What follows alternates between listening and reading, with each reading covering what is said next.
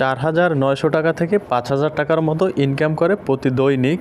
তো আমি এখানে ছিলাম পাশেই, তো দেখতেছি ওই যে ওইখানে কাজ করে এক লোকে, আসলে দেখি ওনার কাছে যাই উনি আসলে কি কাজ করে। একটি মাদ্রার ভিতরে চলুন। তো আমি কাছে আসার পরে দেখতেছি গেটটি বন্ধ করা আছে, হয়তোবা উনি আছে আশেপাশেই। আসসালামু আলাইকুম, ভালো আছেন ভাই? কাজ করতেছেন তো, ভিতরে তো ঢোকা যাইতেছে না, আটকানো দরজা। দরজা কি আটকানো? তো ওনার কাছে জিজ্ঞাসা করার পরে উনি বলল যে দরজা আটকানো, কারণ সৌদি নাকি ওনাকে বলছে যে বাহিরের লোক প্রবেশ নিষেধ। আর এই যে গাছগুলো দেখেন, এগুলো হয়তোবা এখন সিজনে সব কিছু মানে এই যে আগাছা বা ড্যাগা, এগুলো সব কিছু কাইটে এরপরে পরিষ্কার করে রাখে। আর এই গাছগুলো পরিষ্কার করার জন্য হয়তোবা ওনাকে ডাকছে। তো ওনার সাথে দেখি কথা বলি কী রকমের কি। ভাই আপনি কি বেতনে না এমনি বদলা নিছে আপনারে?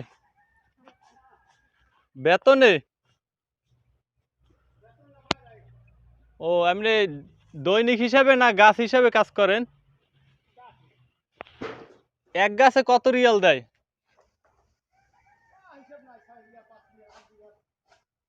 মানে গাছ যদি বড় হয় তাহলে 8 রিয়াল। তো দৈনিক কয়টা গাছ কাটতে পারেন মোটামুটি? 20 থেকে 30টা? 20 থেকে 30টা?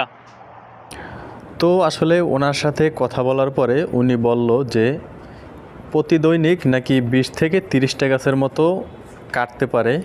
আর এক একটা গাছে সৌদি রিয়ালের 6 থেকে 8 রিয়ালের মতো পায়, মানে সর্বনিম্ন 5 রিয়াল এবং সর্বোচ্চ 8 রিয়ালের মতো দেয় ওনাকে সৌদিয়ান।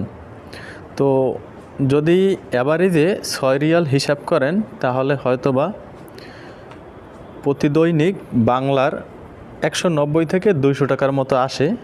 আর হয়তো যদি 20 থেকে 30টা গাছের মতো কাটতে পারে তাহলে অ্যাভারেজে তো 25টা গাছের মতো উনি আনুমানিক কাজ করতে পারে। আর এই 25টা গাছের হয়তোবা 6 রিয়াল করে যদি প্রতি দৈনিক দেয় তাহলে 150 রিয়ালের মতো হয়।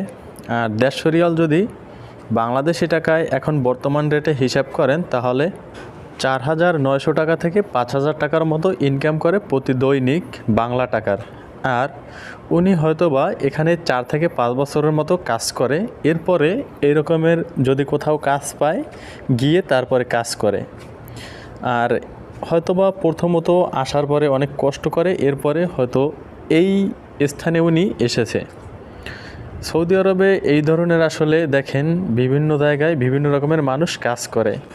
তো ভিডিওটি ভালো লাগলে অবশ্যই একটি লাইক দিয়ে দিবেন এবং ফেসবুক হলে ফলো দিয়ে রাখুন। ইউটিউব থেকে দেখে থাকলে চ্যানেলটি সাবস্ক্রাইব করে সাথেই থাকুন। ধন্যবাদ, ভালো থাকুন, সুস্থ থাকুন, আল্লাহ হাফেজ।